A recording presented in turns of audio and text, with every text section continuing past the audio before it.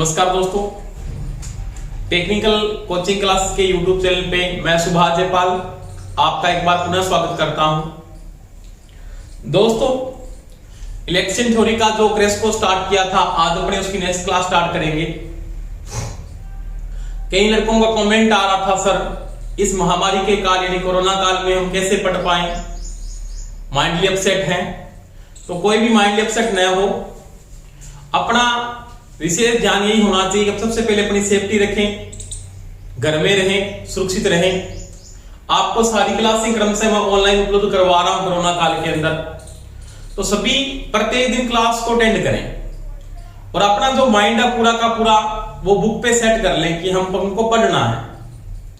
कई लड़के ये बोले थे, सर वैकेंसी कब आएगी? तो वैकेंसी आ जाएगी। वैकेंसी आने के बाद क्या कर दोगे आप?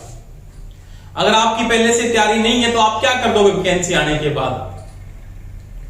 तो दोस्तों, सबसे पहली बात, अपना खुद का माइंड सेट करके घर पे पढ़ना शुरू कर लो। कोई समस्या आ रही तो सर मेरे को कमेंट करके आप मेरे को बता सकते हो, सर हमारी ये समस्या आ रही है। तो सभी अपना रोजाना जो क्लास उसको अटेंड करें, प्रत्येक क्लास के नोट्स बनाएं, उसके बाद उसको रिवाइज करके देखें, उसके क्वेश्चन करके देखें, न्यूमेरिकल करके देखें। अगर कोई समस्या आ रही है फिर मेरे को बताएं, ठीक है बात।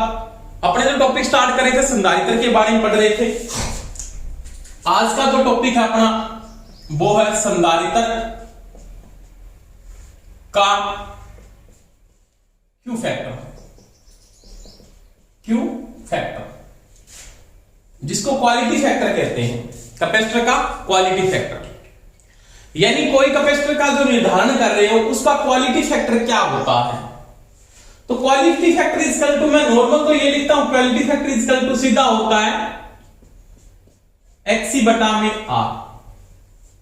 क्या होता है?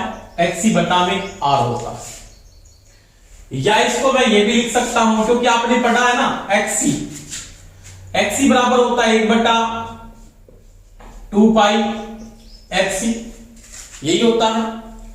और XC बराबर मैं ये भी लिख सकता हूं 1 बटा 2 पाई की जगह ओमेगा C। इसका मतलब क्वालिटी फैक्टर बराबर वो ये भी लिख के दे सकता आपको, क्या? 1 बटा ओमेगा C इंटू में R। तो ये इसका क्यू फैक्टर होता है या क्वालिटी फैक्टर है। अब ये क्वालिटी फैक्टर है क्या, उसके बारे में बात करता हूं। कहां से ये सूत्र आ रहे हैं कि क्वालिटी फैक्टर बराबर आपने ये क्या लिखा है? तो मैं सिंपल सी एक बात करता हूं यहां पे। अगर बात करें अपने, तो क्वालिटी फैक्टर है क्या, क्यू फैक्टर क्या है? तो क्यू फैक्टर बराबर क्या लिखा जाता है? 2 पाई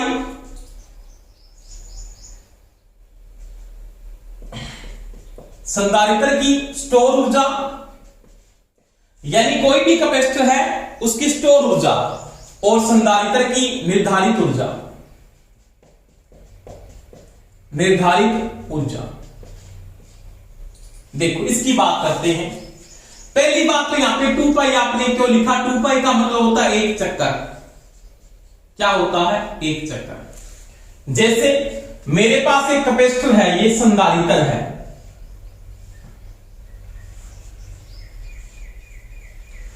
इसको मैं एसी सप्लाई के साथ जोड़ रहा हूं, तो इसका जो कैपेसिटर का निर्धारण होगा ना, वो शिखर मान की वोल्टेज के साथ होगा, शिखर मान की ऊर्जा के साथ ही होगा। यानी इसके मध्य में वोल्टेज जो निर्धारित करूंगा तो एसी के शिखर मान की वोल्टेज के साथ ही किया जाता है। जैसे आपको प्रश्न बोल देता है एक कैपेसिटर पे 250 वोल्ट एसी लिखा गया है, वो उसका आरएमएस मान है, उसका निर्धारण कितना होगा? तो उसका शिखर मान होगा निर्धारण।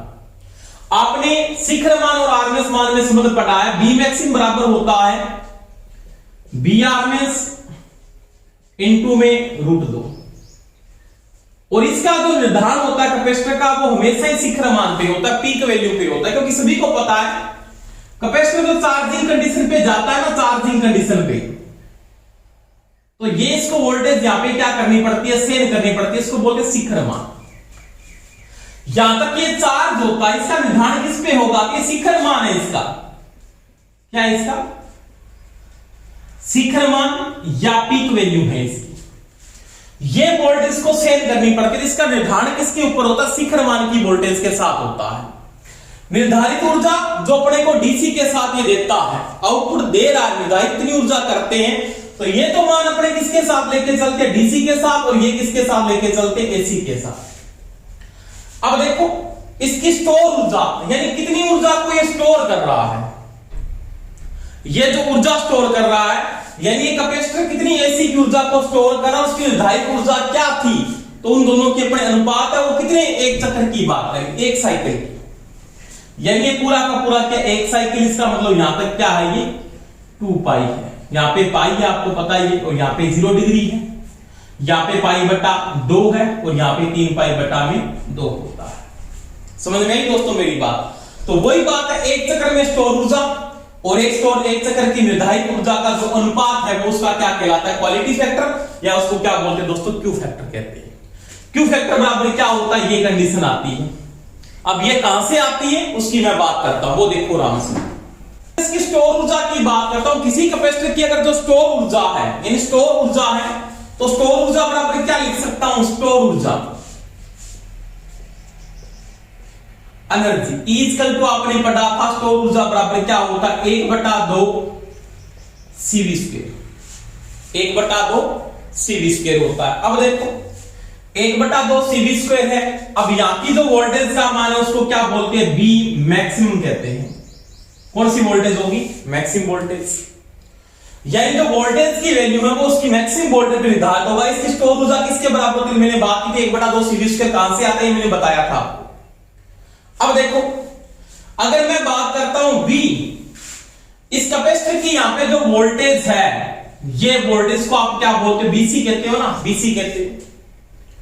इसका जो मान होगा ना, B का मान, वो किसके बराबर होगा, वो होगा I मैक्सिमम इनटू में क्या होगा, XC, यही होता है। यानी B बराबर क्या होता है, I मैक्सिमम इनटू में क्या होगा, XC, क्योंकि B निर्धारित कर रहे हैं यहां पे, B इसकी मैक्सिमम वोल्टेज को लेके चलेंगे, तो इसका जो मान होगा वो बी आई मैक्सिमम इनटू में क्या होगा, XC होगा। अब देखो XC की जगह क्या लिख सकता हूं, तो XC की जगह लिख सकता हूं 1/ωc, यानी B बराबर मैं ये भी लिख सकता हूं I मैक्सिमम बटा में ωc। इसका ये क्या होगा दोस्तों, V के बराबर लिख सकता हूं। किसके बराबर लिख सकता हूं, V बराबर क्या, I मैक्सिमम बटा में ωc। कहां पे आया, मैंने XC को हटाया, XC की जगह मैंने क्या लिख दिया, ωc, तो ωc किस में आ गया, भाग में आ गया।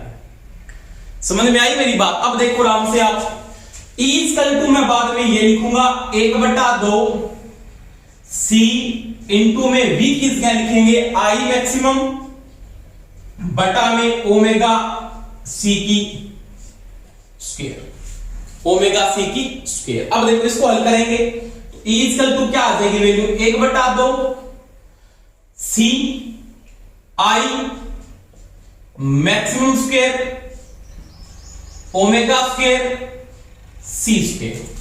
सभी का स्क्वायर खोलने के बाद ये कंडीशन आएगी, तो इसकी जो एनर्जी है, स्टोर ऊर्जा है, वो इसके बराबर। आगे इसको जो मैं हल करता हूं तो मेरे पास जो E की वैल्यू आती है, E बराबर मैं क्या लिख सकता हूं, तो C स्क्वायर है 2 बार, इसको मैं ये लिख सकता हूं 1/2 C इनटू में I मैक्सिमम स्क्वायर बटा में ओमेगा स्क्वायर।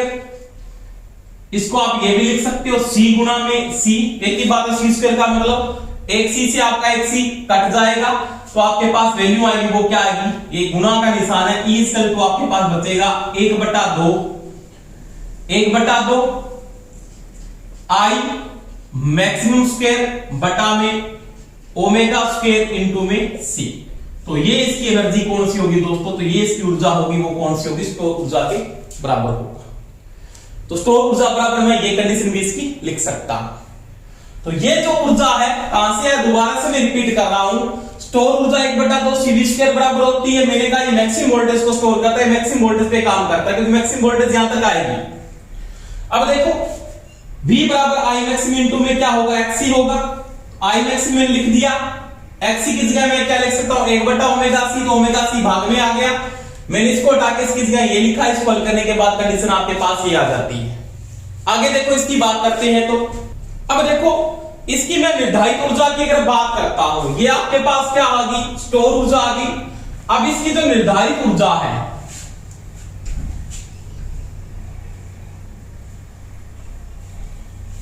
क्या इसकी निर्धारित ऊर्जा, यानी इसकी निर्धारित ऊर्जा है निर्धारित ऊर्जा, जो मैंने कहा डीसी के साथ जो काम करती है ऊर्जा, तो हीट जो मेंटेन होती है वो H बराबर क्या होता है, आई स्क्वायर RT होता है। ये इसकी निर्धारित ऊर्जा है। क्या है दोस्तों, निर्धारित ऊर्जा। अब देखो निर्धारित ऊर्जा में यहां पे जो मान होता है वो आरएमएस मान होता है एसी का। कौन सा मान होता है, आरएमएस मान, क्योंकि हीट जनरेट करता है वो आरएमएस मान ही करता है ना। और आरएमएस इक्वल टू होता है आई मैक्सिम बटा में √2, आई मैक्सिम बटा में √2। अब देखो आई किस जगह लिख सकता हूं इसमें, आई मैक्सिम बटा में √2, क्योंकि आरएमएस किस जगह ये वैल्यू लिख सकता हूं, बिल्कुल सही बात है, इसका स्क्वायर हो जाएगा इनटू में RT। अब देखो RT किस जगह क्या लिख सकता हूं, T टाइम है, समय है, और T इक्वल टू आपके पास क्या होता है, तो T इक्वल टू होता है 1/f, क्योंकि एक चक्कर का समय आवर्तकाल होता है ना, एक चक्कर का समय क्या आवर्तकाल है, और T इक्वल टू क्या होता है 1/f, क्योंकि आपका साइकिल कितना है, एक साइकिल है ये, और इसका आवर्तकाल है क्या है 1/f है। तो इसको मैं क्या लिख दूंगा यहाँ पे 1/f। अब देखो क्या होगा हल करने पे, आई मैक्सिम स्क्वायर बटा में 2 का √2, 2 का स्क्वायर सॉरी कितना आएगा 2 आ जाएगा, √2 का स्क्वायर कितना आएगा 2 आ जाएगा, इनटू में क्या आ जाएगा r बटा में क्या हो जाएगा f। तो ये क्या आ जाएगा इसका, ये इसकी निर्धारित ऊर्जा आ जाएगी। क्या आ जाएगी, निर्धारित ऊर्जा। अब ये तो इसकी स्टोर ऊर्जा है और ये इसकी क्या है दोस्तों, निर्धारित ऊर्जा। इन दोनों का जो अनुपात है वही क्या आपका क्वालिटी फैक्टर, उसकी बात करते हैं कि क्वालिटी फैक्टर किसके बराबर हो जाता है। यहां पे लिखना क्यू फैक्टर बराबर किसके बराबर, क्यू फैक्टर बराबर, देखो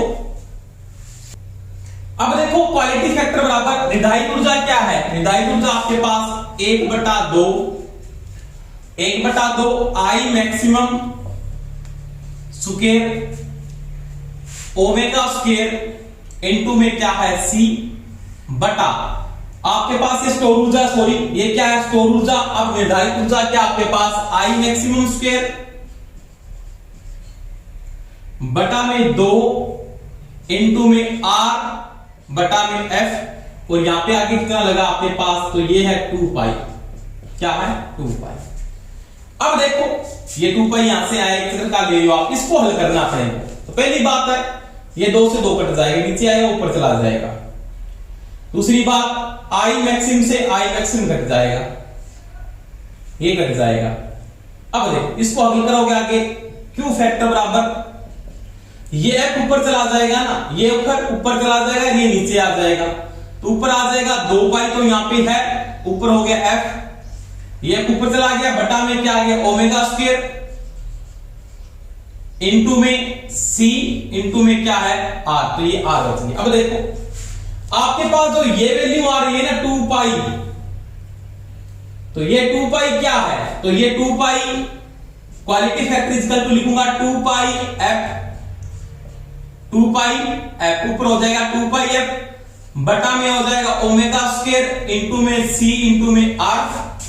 अब 2 पाई F किसके बराबर होता है, तो 2 पाई F किसके बराबर है, ओमेगा बराबर है, ओमेगा बराबर ही होता है ना, और ओमेगा स्क्वायर का मतलब ओमेगा गुणा में ओमेगा इनटू में क्या आएगा C इनटू R, इसका मतलब 1 ओमेगा से 1 ओमेगा कट जाएगा, आपके पास क्या वैल्यू बचेगी 1 बटा ओमेगा C इनटू में R। ये इसका क्या होगा दोस्तों, क्यू फैक्टर होगा, जो कहां से आया है ये मैंने पहले लिख के बताया था। अब इसका जो क्यू फैक्टर है ना वो 1 बटा ओमेगा C इनटू R के बराबर होता है, 1 बटा ओमेगा C इनटू R के बराबर होता है। अब देखो अब ये कंडीशन से और कंडीशन क्या दे सकता है, तो आपने पता है ना XC बराबर 1 बटा 2 पाई XC, यही होता है। अब देखो XC इक्वल टू 1 बटा ओमेगा C, 1 बटा ओमेगा C। अब 1 बटा ओमेगा C की जगह क्या लिख सकता हूं, XC, क्या लिख सकता हूं XC लिख सकता हूं, यानी ये चीज लिखी जाएगी ना तो ये XC ऊपर चला जाएगा, इसका उल्टा XC ऊपर चला जाएगा, क्योंकि 1 बटा ओमेगा C बराबर क्या है XC है। अगर मैं इसको ये लिखता हूं ओमेगा C बराबर क्या होगा, तो वो होगा 1 बटा XC, एक ही बात है। क्योंकि इसको अगर यहां पे इसको इधर ले जाएंगे तो आपके पास यहां पे क्या एक्टा ओमेगा सी, इसका मतलब एक्स ऊपर चला जाएगा, इसका मतलब क्यू फैक्टर क्या हो जाएगा, क्यू फैक्टर बराबर होता है एक्स सी बटा में आर। ये कहां से आए मैंने पूरा बता दिया। तो ये इसका क्वालिटी फैक्टर होता है जो किसके बराबर होता है, 1 बटा ओमेगा सी इंटू आर होता है, या एक्स सी बटा आर के बराबर होता है। दोबारा से रिपीट कर रहा हूं दोस्तों, ध्यान से देखना बात मेरी। सबसे पहले मैंने क्या की कि क्यू फैक्टर क्या है, 2 पाई लगाया। 2 पाई का मतलब होता है एक चक्र में स्टोर ऊर्जा और विधायक ऊर्जा का अनुपात होता है। स्टोर ऊर्जा किसके साथ काम करती है, ऐसी विधायक किस पे की जाती है, डीसी के साथ की जाती है। अब देखो स्टोर ऊर्जा में क्या 1/2 सी वी स्क्वायर होता है, बिल्कुल होता है। 1/2 सी की जगह सी लिखा। मैंने कहा था कैपेसिटर निर्धारित करता वो शिखर वोल्टेज के साथ या शिखर मान की वोल्टेज को निर्धारित करता है। यानी कोई भी आपको पूछ लेता है कैपेसिटर का निर्धारण किस वोल्टेज के साथ किया जाता है, शिखर मान के साथ किया जाता है। यह चीज का ध्यान रख लेना। तो शिखर मान की वोल्टेज में ली, और शिखर मान मैंने आपको बताया था कि जो बी मैक्सिमम होता है वो किसके बराबर होता है।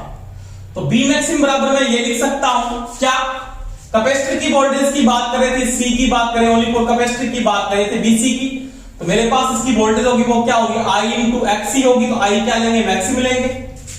अब देखो इसको मैंने हल किया तो मैंने बाद में ये लिखा आई मैक्सिमम बटा में क्या लिखा, ओमेगा सी लिखा। क्यों, एक्सी का उल्टा क्या है, 1 बटा ओमेगा सी। तो ये आ गया कंडीशन, तो इस कंडीशन को यहां पे पुट अप कर दिया। इसको हल करने के बाद ये कंडीशन आई, और इसको हल करने के बाद अंतिम कंडीशन मेरे पास ये कंडीशन बची। अब देखो निर्धारित ऊर्जा जूल का नियम लागू करता है, जो हीट को जनरेट करता है, जो डीसी के साथ लेते चलते H बराबर I स्क्वायर RT होता है। ये आरएमएस धारा होती है। आरएमएस की जगह मैंने शिखर मान को पुट अप किया, आरएमएस की जगह शिखर मान को पुट अप करके लिख सकता हूं। तो मेरी वैल्यू ये लिखी। इसको हल करने के बाद मेरे पास ये कंडीशन आ गई, और मेरे टाइम को ताकि उसकी जगह मैंने क्या लिख दिया, 1/f, क्योंकि f क्या है, उसकी आवर्ती है जो आवर्तकाल का विलोमानुपाती है। क्योंकि मेरे पास ओनली फॉर एक सेकंड का टाइम होता है, तो इसका क्या है, आवर्तकाल है। अब दोनों का बारे में मैंने क्या किया, यहाँ पे अनुपात कर दिया। अनुपात करने के बाद जो क्वालिटी फैक्टर का मान आता है वो 1 बटा ओमेगा सी इंटू आर होता है, या क्यू फैक्टर होता है एक्स सी बटा में आर होता है। ये दोनों मान बराबर होते हैं। तो ये इसका क्यू फैक्टर या इसका क्वालिटी फैक्टर है। तो ये तो था किसका, ये तो संधारित्र का। अगर वो प्रेरकत्व का पूछ लेता है, किसका पूछ लेता है, प्रेरकत्व का। एक बार इसको नोट कर लो। अगर वो प्रेरकत्व का पूछ लेता है, प्रेरकत्व का,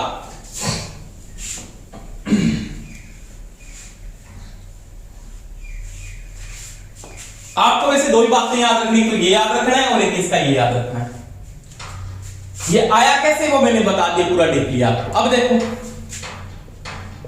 प्रेरकत्व का क्यू फैक्टर वो सेम बात होगी। इसका जो क्यू फैक्टर होता है वो किसके बराबर होता है, वो होता है एक्सएल बटा में आर।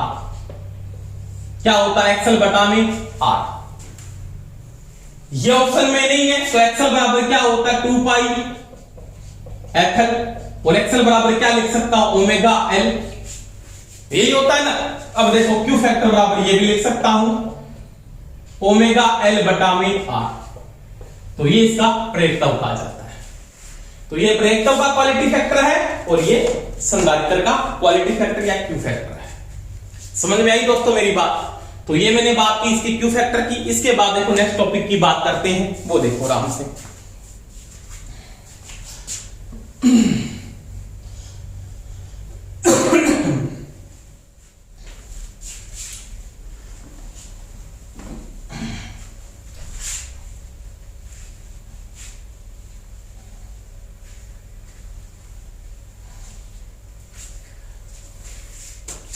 इसके बाद मैं अगर बात करूं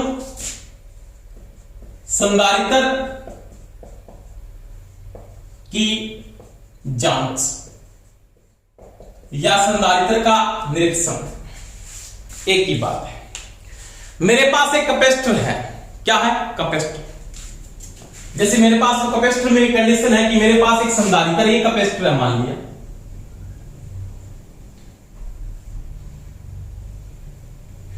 इसकी अपने जांच करते थे का, तो ये कि आपने सॉकेट में लगाया, टर्मिनलों को शॉर्ट किया, वो स्पार्किंग करा, तो आप बोलते कैपेसिटर सही है।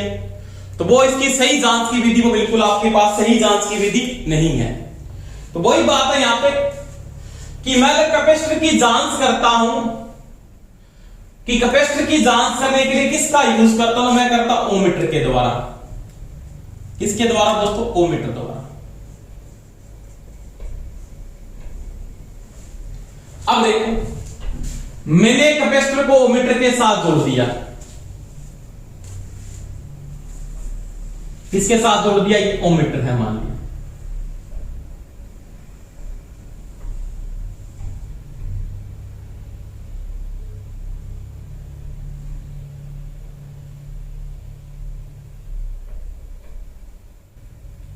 यहां पे इसका क्या है?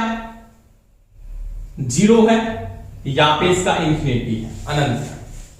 कैपेसिटर आपके पास जो ओमीटर आता है वो दो प्रकार का यूज करते हो आप, सीरीज टाइप का या शंट प्रकार का ओमीटर, कौन सा यूज कर रहे हो उसकी बात करते हैं। तो देखो आपके पास ये ओमीटर आपने यूज किया, बीच में कोई भी रीडिंग आपके पास ये रीडिंग आती है मान लिया, इसके दो टर्मिनल, एक बिंदु ये है, एक बिंदु आपके पास ये पॉजिटिव है मान लिया, ये इसका क्या नेगेटिव है। आपने कैपेसिटर को यहां पे जोड़ दिया। देखो मैंने आपको बताया था इसके अंदर सप्लाई होती है ना, ओमीटर में सप्लाई कौन सी होती है? तो आपको पता है डीसी। कौन सी होती है? डीसी। जैसे आपने ओमीटर को इसके साथ जोड़ा तो आपका संकेतक स्टार्टिंग के समय यहां पे था, ये इसका पॉइंटर यहां पे रुका हुआ था। जोड़ने के बाद जैसे ही कैपेसिटर इसके साथ जोड़ा जाता है तो संकेतक क्या होता है? किसकी ओर जाए? शून्य की ओर जाना चाहिए। क्योंकि मैंने बताया था आपको कि जब कैपेसिटर को सप्लाई के साथ स्टार्टिंग के समय जोड़ा जाता है तो वो किसकी भांति काम करता है? वो शॉर्ट सर्किट की भांति काम करता है। ओमीटर में भी प्रोटेक्टेबल रेजिस्टेंस लगा होता है ना, पहले इसकी सुई किसके ऊपर जाएगी? अनंत से शून्य की ओर जाता है, यानी संकेतक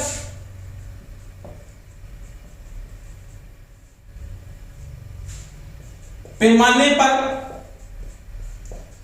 पर अनंत से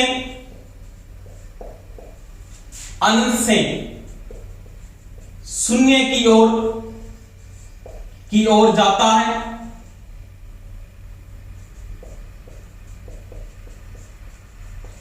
यानी संकेतक स्टार्टिंग में क्या था? अनंत पे था जब ये ओपन था। मान लिया पे कोई भी स्विच लगा हुआ है इसके साथ, तो ये अनंत पे पठांग दे रहा था, जैसे इसका सर्किट ऑन हुआ तो ये शून्य रीडिंग देगा। पुनः संकेतक शून्य से अनंत की ओर आता है। उस समय क्या होगा? पहले क्या होगा? वो चार्ज हो गया। मैंने कहा था स्टार्टिंग के समय वो क्या होगा? शॉर्ट सर्किट होगा। तब क्या होगा? मैंने आपको बताया था कैपेसिटर के अंदर कि बीसी का मान स्टार्टिंग के समय 0 होता है। तो इसमें जो धारा फ्लो होती है वो अधिकतम फ्लो होती है, वो क्या होती है? बीएस बटा में क्या होता है? आर होता है, ये फ्लो होता है उसमें करंट। मैंने आपको समझाया पिछली वीडियो में, देख लेना आप। जैसे जैसे कैपेसिटर चार्ज होगा तो I0 का मान होगा, इसमें जो धारा फ्लो इसका मान होगा BS माइनस में क्या होगा? BC बटा में R। BS क्या है? सोर्स वोल्टेज, जो इस ओमीटर में बैटरी लगी हुई है। BC क्या है? कैपेसिटर की वोल्टेज। तो धीरे धीरे इसका पठांक क्या होगा? कम हो जाएगा। जब इन दोनों का पठांक बराबर हो जाता है, यानी BS का मान BC के बराबर हो जाता है, यानी कैपेसिटर फुल चार्ज हो जाता है। I इसमें जो करंट फ्लो रहा उसका मान क्या हो जाता है? शून्य। इस समय उसकी भांति काम करता है, वापस ओपन सर्किट की भांति काम करता है। उस अवस्था में आपका संधारित्र बिल्कुल क्या है? सही है। यानी इस अवस्था में 100% सही है। समझ में आई मेरी बात? कि जब आपने ओमीटर को इसके साथ जोड़ा जाता है तो उसकी रीडिंग स्टार्टिंग के समय शॉर्ट सर्किट होगा और बाद में क्या होगा? Open circuit. रीजन क्या है? रीजन मैंने पिछली वीडियो में आपको समझाए हैं सारे के सारे। क्योंकि स्टार्टिंग के समय BC का मान 0 होता है स्टार्टिंग में, क्योंकि डिस्चार्ज है ये। और जैसे जैसे डिस्चार्ज तो मेरे को पता है BS बटा R होगा, अधिकतम टॉर्क मिलेगा, विक्षेपण बल मिलेगा, अधिकतम मीटरों में पढ़ेंगे। Deflecting torque, controlling torque, damping torque क्या होते हैं बातें करेंगे।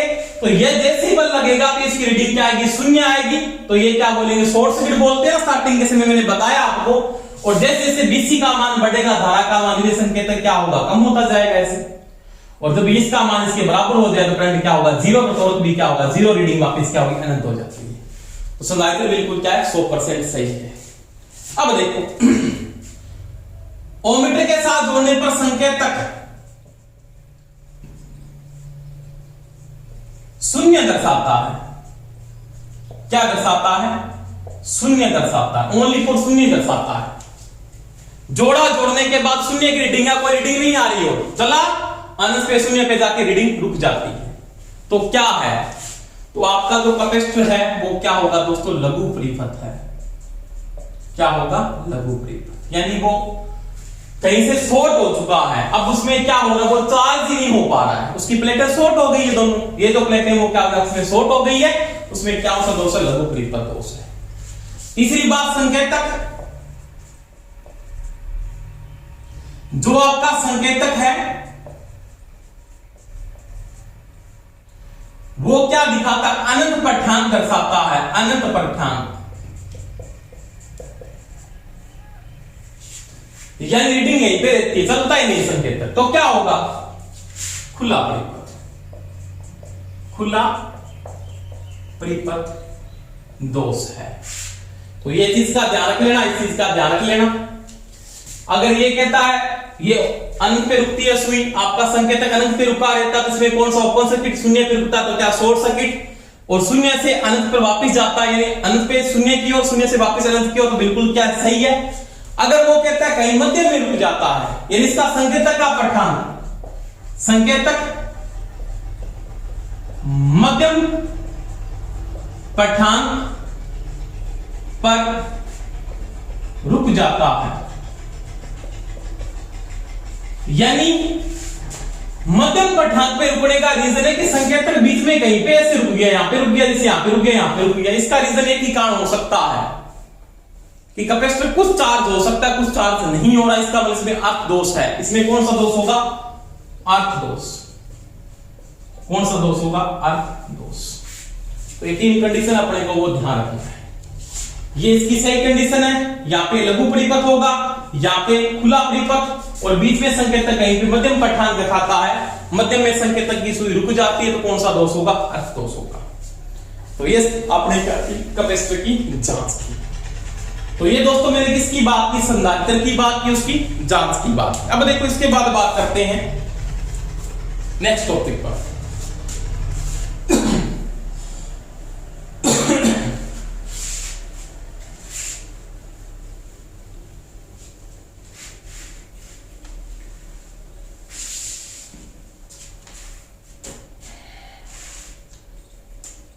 तो ये दोस्तों कैपेसिटर के बारे में पढ़ लिया मैंने, आरसी आपको पूरा कंप्लीट करवा दिया है। इसके बाद जो टॉपिक अपने पढ़ने जा रहे हैं उसमें पढ़ेंगे आरएलसी। आरएलसी परिपथ। जैसे कई बार प्रश्न ये भी आ जाता है कैपेसिटर का यूज कहां पे होता है, तो कैपेसिटर फेज डिफरेंस पैदा करने के लिए काम आता है। और कहां पे काम आता है? तो पावर फैक्टर सुधारने के लिए कैपेसिटर का उपयोग किया जाता है। स्पार्किंग जहां पे होती है वहां पे भी कैपेसिटर को यूज किया जाता है। इसको बोलते हैं रेडियो एक्टिव प्रभाव, उसको भी दूर करने के लिए कैपेसिटर का यूज करते हैं। फिल्टर परिपथों में भी कैपेसिटर का उपयोग करते हैं, इसको बाईपास बोला जाता है फिल्टर परिपथों, जो आगे पढ़ेंगे अपने। आज अपने पढ़ने जा रहे हैं वो आरएलसी परिपथ बोल लेंगे, आरएलसी श्रेणी परिपथ। अभी अपने सीरीज परिपथ चल रहा है आरएलसी श्रेणी परिपथ। देखो दोस्तों, जिसके अंदर रेजिस्टेंस भी काम करता है, इंडक्टर भी काम करता है और कैपेसिटर भी काम करता है, उसको क्या बोलते हैं? आरएलसी सीरीज कहा जाता है। किस प्रकार का लोड? ऐसा लोड देखा आपने? देखा है क्या? मैंने देखा, आपने देखा है नहीं देखा वो मेरे को नहीं पता। सीलिंग फैन देखा सभी ने? देखा होगा। छात वाला पंखा सभी के घर पे लगा है, उसमें आरएलसी लोड होता है। आरएलसी सीरीज बनता है, वाइंडिंग के अंदर बनता है, जहां पे कैपेसिटर भी लगा हुआ है, इंडक्टर भी लगा है और वाइंडिंग का क्या रेजिस्टेंस भी है। तो वो परिपथ कौन सा कहलाता है? आरएलसी परिपथ कहलाता है। इसको श्रेणी क्रम का मतलब होता है कि जिस परिपथ में प्रतिरोध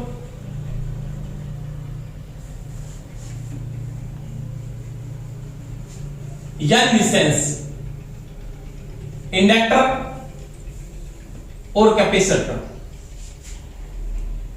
तीनों किस क्रम में जुड़ जाते हैं? श्रेणी क्रम में जुड़ जाते हैं, तो उसको बोलते हैं आरएलसी सीरीज परिपथ। ये आर कोई अलग से नहीं जुड़ा होगा, ये वाइंडिंग का और कैपेसिटर का रेजिस्टेंस दर्शाया जाता है। इसमें आर का मान भी है, एल का मान भी है और सी का मान भी, तीनों लोड जुड़ गए। सप्लाई कौन सी दे दी दोस्तों, आपने एसी दे दी, तो इसको बोलते आरएलसी सीरीज परिपथ। क्या बोलते हैं आरएलसी सीरीज परिपथ, इसके बारे में पढ़ेंगे। पहली बात तो यहां पे नोट करेंगे, दो तीन बातें आपके पास आपको यहां पे नोट करनी पड़ेगी कि आरएलसी परिपथ में आपको सभी के बारे में मैंने पढ़ाया है। पहली बात कि श्रेणी परिपथ है, श्रेणी परिपथ में धारा का मान क्या रहता है दोस्तों, समान रहता है। एंगल की बात करेंगे, अलग अलग मैं बता दूंगा। पहली बात मैं यहां पे अगर नोट करता हूं तो I इक्वल टू होगा I R I L I सी, चारों का मान क्या होगा, समान। चारों का मतलब मुख्य धारा, रेजिस्टेंस की धारा, इंडक्टर की धारा और कैपेसिटर की धारा का मान क्या होगा, एक ही होगा और सभी क्या चलेंगी, साथ साथ चलती है।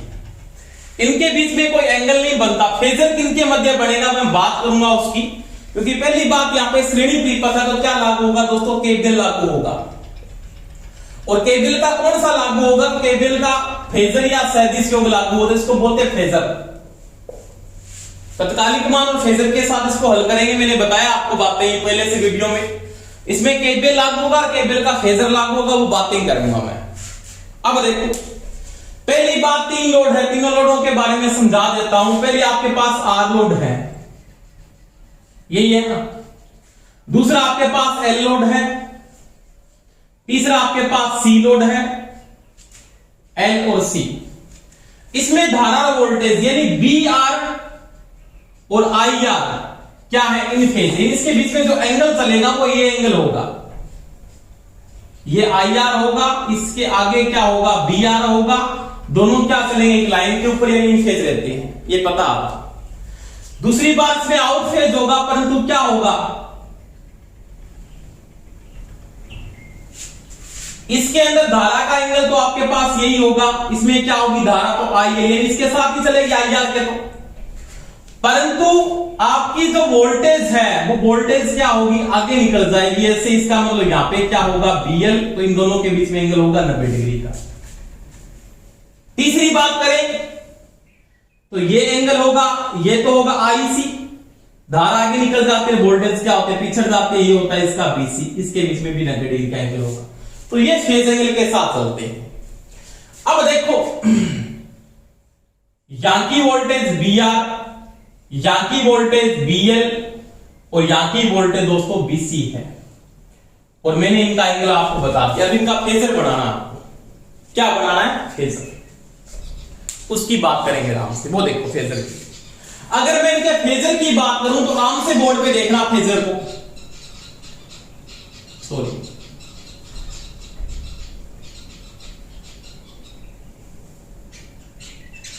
ये इसकी लाइन है, इसके ऊपर करंट का मान लिया ये है, ये करंट की वैल्यू के साथ सभी का मान क्या समान है, यानी मैं ये लिख सकता हूं यहां पे आई बराबर, ये सभी क्या है, एक साथ चल रहे हैं, आई आर, आई एल और आई सी, इन सभी का एंगल यही है। इनके साथ इन फेज में कौन है, इन फेज में इनके साथ कौन है, तो वो है दोस्तों बी आर, बी आर इनके साथ चलता है। ये करंट का मान सभी में इनफेज चलेगा, इसके साथ सारे के सारे करंट में, तो करंट के बीच में फेजर नहीं बनता। यहां पे किसके बीच में फेजर बनता है, वोल्टेज के बीच में, क्योंकि केवीएल लागू हो रहा है। क्या लागू हो रहा है, केवीएल। अब देखो, अब इसके एंगल की बात करूं, इसमें क्या होगा, वोल्टेज इसकी आगे धारा पिछड़ जाती है, इसमें क्या होगा, आपका एंगल ये जाएगा। आईएल तो यहीं पे है ना, आईएल तो यहीं पे है, और ये कहां पे, किसका ग्राफ आ गया, तो ये ग्राफ दोस्तों किसका आ गया, बीएल का आ गया, तो बीएल यहां पे जाएगा। इसका विपरीत करंट बीसी जाएगा वोल्टेज के साथ, आईसी तो यहां पे है, अब बीसी जाएगा, वो कहां पे जाएगा, बीसी जाएगा यहां पे, यहां पे चला गया, ये बीसी है। तो ये इसका क्या बनेगा दोस्तों, फेजर बढ़ेगा। अब देखो, इसमें बात एक देखने वाली होगी कि अब इन दोनों का जो धारा वोल्टेज बीएल और बीसी का जो एंगल है वो एंटी फेज है। ये पूछ सकता है प्रश्न में, क्या पूछ सकता है कि एक आरएलसी परिपथ के अंदर बीएल व बीसी के बीच सीरीज विपद की बात कर रहा हूं मैं, इसकी बात कर रहा हूं सीरीज की। ध्यान रखना, ये दोनों के बीच एंगल होता है 180 डिग्री होता है दोस्तों, ध्यान रख लेना, क्योंकि दोनों के बीच में एंगल देखो 180 डिग्री है। कितनी डिग्री है? 180 डिग्री। इनके बीच में कोई एंगल नहीं है, ये सारे के सारे क्या एक साथ ही चलते, क्योंकि धारा के साथ फेजर नहीं बनता, किसके साथ बनता है? वोल्टेज के साथ। क्यों? केवीएल लागू हो रहा है। क्या लागू हो रहा है? केवीएल। तो ये एंगल है दोनों के बीच। अब देखो, अब इसका फेजर यहां पे बढ़े कि यहां पे बढ़े, यानी फेजर को मैं यहां पे बढ़ाऊं कि यहां पे बढ़ाऊं? कहां पे बढ़ाऊं? आप बता दो मेरे को, कहां पे बढ़ाऊं? तो वो आपको देखना पड़ेगा, क्योंकि दोनों में वोल्टेज की दिशा क्या विपरीत है। किसका मान ज्यादा है? जैसे इसकी लाइन ये बड़ी है, इसका मतलब ये मान ज्यादा है, ये इसको क्रॉस करेगा, इसका मान यहां पे क्या है? कम है, ये मान यहां तक का मान है। अब आपकी जो इन दोनों का डिफरेंस लेंगे, इन दोनों की जो मुख्य वोल्टेज होगी वो इसका मान बीसी का मान मानिए यहां तक चला जाता है, इस बिंदु तक का बीसी का मान। अब इन दोनों का जो डिफरेंस होगा वो यहां पे आ जाएगा, इस बिंदु पे आया। कैसे? तो वो होगा आपके पास कौन बड़ा है? बीसी बड़ा है, माइनस क्या होगा? बीएल। तो इसका फेजर यहां पे चला जाएगा। अब देखो, इस फेजर को जैसे ही बनाओगे तो ये कंडीशन आ गई, इस पे से ले लो पूरा।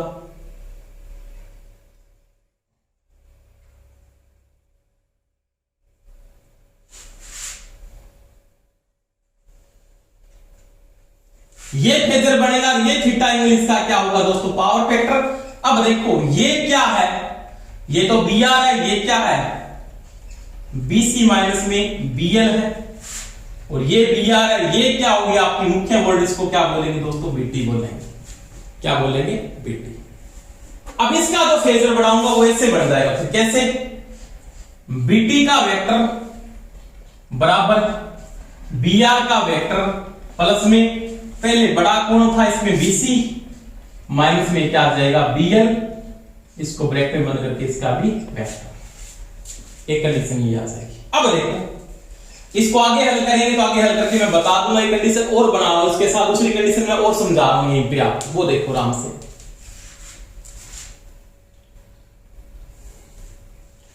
इसके ऊपर ही बना रहे हैं, यहां पे देखिए आराम से, देखो।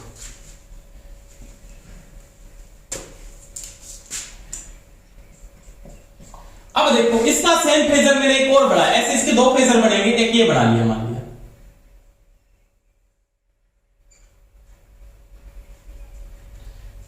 ये इसका आई आर, आई एल और आई सी, और यहां पे क्या है? B R. एक ही बात है, ठीक है। अब देखो, आपके पास वही वेक्टर आपको लेके चल रहा है, इसका मैंने वेक्टर नोट किया, वो यहां तक आ गया। ये इसका क्या आ गया दोस्तों? ये इसका आ गया बीसी। अब ये जो ग्राफ है ना, ये इसका मान बीएल का मान ज्यादा आता है। ज्यादा आने का रीजन क्या? कोई बातें करेंगे अपने आगे।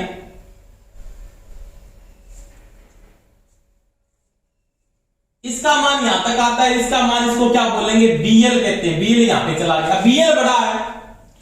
इसमें कौन बड़ा था? इसमें कौन बड़ा था? इसको लिख सकता हूं बीसी ग्रेटर देन था किससे? बीएल से। यही था ना इसके अंदर? हाँ था।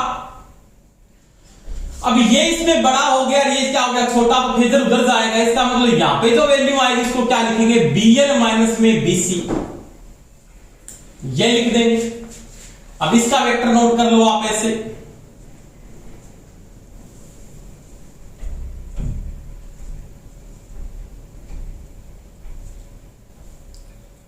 ये थीटा इसका क्या होगा? पावर फैक्टर होगा।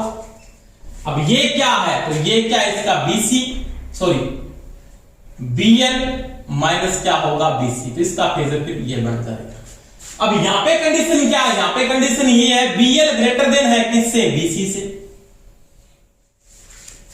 अब इसका फेजर बनाओ तो आप ये बना देंगे, बीटी बराबर लिखा जाएगा बीआर बराबर में क्या हो जाएगा? प्लस में बीएल माइनस में बीसी। इसका मतलब कोई भी बड़ा हो सकता है, कोई भी बड़ा हो सकता है। तो इसके ये दो फेजर बनते हैं। अब देखो, अगर मैं इस फेजर के साथ जाता हूं ना, इस फेजर के साथ जाता हूं, यहां पे ये बीटी है दोस्तों, इस फेजर के साथ जाते हैं तो धारा के आगे है वोल्टेज, मुख्य वोल्टेज क्या है, पिछड़ रही है, धारा के आगे। इसमें पावर फैक्टर कौन सा, अग्रगामी है। इसमें धारा ये आगे है, मुख्य वोल्टेज से बिल्कुल आगे है, तो किसका एंगल ये बढ़ रहा है, ये आई है मुख्य, ये मुख्य बी थीटा एंगल में धारा इसमें क्या आगे है। इस परिपथ में, इस फेजर में धारा का एंगल क्या, अग्रगामी। इसका मतलब इसमें पावर फैक्टर कौन सा आएगा, अग्रगामी आएगा। ये अग्रगामी का फेजर है, लीडिंग का फेजर है, बिल्कुल है। और इसमें देखो मुख्य वोल्टेज आगे, मुख्य धारा पिछड़ जाती है, तो ये किसका आएगा, पश्चगामी का फेजर है। किसका है, पश्चगामी का है। तो ये दोस्तों में दोनों फेजरों की बात। अब देखो, अब अपने को पता नहीं लगता वहां पे कौन बड़ा है कौन छोटा है, तो अपने सूत्र में क्या लिखते हैं फिर। दोनों फेजर नहीं दिए, मेरे को नहीं पता कौन बड़ा है कौन छोटा है, तो कंडीशन कोई भी आ सकती है मेरे पास, तो इन दोनों का फिर सूत्र में अपने क्या लिख देते हैं, फिर अपने ये कंडीशन लिखते हैं क्या, वो देखो आराम से। फिर अपने ये लिखते हैं क्या, VT का वेक्टर बराबर में BR वेक्टर प्लस में BL माइनस BC। इस निशान का मतलब होगा जो बड़ा होगा पहले आएगा, छोटा होगा वो बाद में आएगा, दोनों का बाद में क्या हो जाएगा, डिफरेंस हो जाएगा। अब देख, इसका स्क्वायर कर देंगे, BT स्क्वायर बराबर में आ जाएगा BR स्क्वायर प्लस में BL BC का होल स्क्वायर।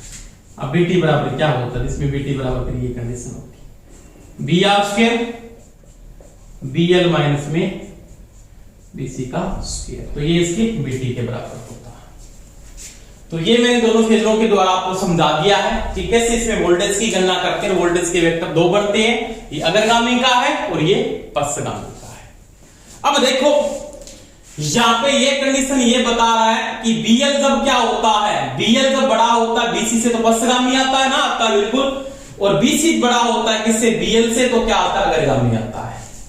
अब देखो अगर मैं बात यहां पे करूं कि दोनों वेक्टरों में अगर आप बात ये भी नोट करते हो कि क्या BC बराबर क्या है, तो BC बराबर होता है I इंटू XC, यही होता है ना। BL बराबर क्या होता है, तो I into XL, I into XL, यही होता है, बिल्कुल होता है। अब देखो दोनों की धाराएं क्या होगी, बराबर, ये कहते तो दोनों का बराबर ही है, क्योंकि श्रेणी क्रम में धारा का मान क्या है, समान है ना, बिल्कुल समान है। करंट दोनों का बराबर होगा, इसका मतलब यही डिपेंड करेगी कौन बड़ा आएगा, XL ज्यादा होगा तो BL ज्यादा हो जाएगा। यानी यहां पे क्या लिख सकता हूं, यहां पे लिख सकता हूं XC बड़ा है किससे, XL से, तो ये कंडीशन बनेगी। और यहां पे क्या लिख सकता हूं, तो यहां पे लिख सकता हूं XL ग्रेटर देन XC। जब ये बड़ा होगा XL तो ही BL बड़ा हो जाएगा। समझ में आ गई मेरी बात। वेक्टर में उसका भी बना सकता हूं, क्योंकि बाद में आपके पास I कॉमन बार आ जाएगा, तो वो लिख सकते हो आप इस कंडीशन को आगे हल करके भी, क्योंकि मैं इसमें आगे लिखता हूं, यहां पे नोट कर देता हूं, जैसे इसका वेक्टर बनाए तो इंपीडेंस का बना रहे हैं, तो इंपीडेंस के वेक्टर में क्या लिखोगे, देखो इसको मिटा रहा हूं एक बार, इसमें अग्रगामी है, ध्यान रख लेना, अग्रगामी।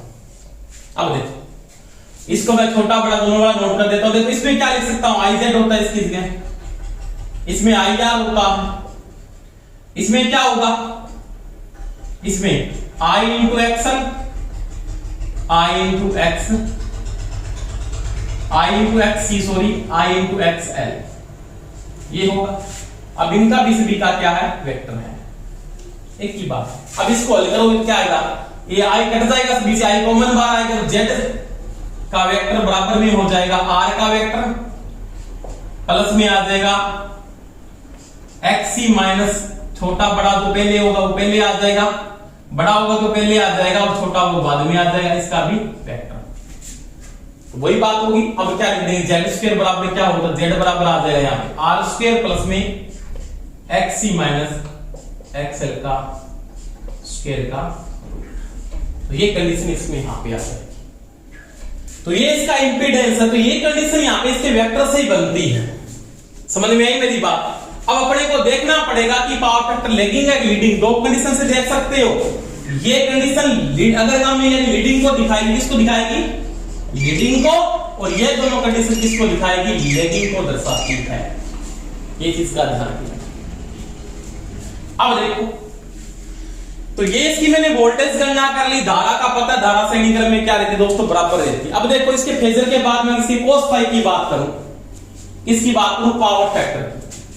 तो पावर फैक्टर में क्या लिख सकता हूं वो देखो, इसको मिटा दें।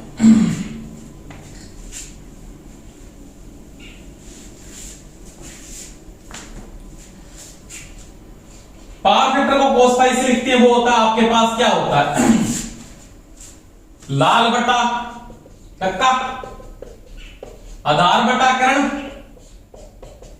इसका आधार क्या है? आधार बी आर है, कर्ण क्या है? बीटी है। इसके पूर्ण में अगर आरएलसी पूरा बोल देता है तो मैं इसको ये भी लिख सकता हूं, क्या? बी आर बटा बी आर स्क्वायर प्लस में बीएल माइनस में बीसी, जो बड़ा होगा पहले आ जाएगा, इसका क्या होगा? रूट। अब अग्रगामी होगा पश्चगामी, वो ये कंडीशन अपने आप आपको बता देगी। अगर ये है कंडीशन, इसमें दोनों में ये कंडीशन है तो अग्रगामी होगा, ये कंडीशन है तो पश्चगामी होगा। इसको मैं ये भी लिख सकता हूं cos फाई बराबर बी आर की जगह क्या लिख सकते हैं? आई आर, और इसकी जगह आई जेड। तो ये कट जाएगा, आर बराबर आर बटा जेड, जेड की जगह आप ये भी लिख सकते हो आर स्क्वायर प्लस में एक्सएल माइनस में एक्सी का होल स्क्वायर का रूट। अब देखो इधर ये कंडीशन आती है तो एक्सी बड़ा एक्सएल से तो क्या है? अग्रगामी है, परंतु अगर एक्सएल बड़ा एक्सी से तो क्या है? पश्चगामी।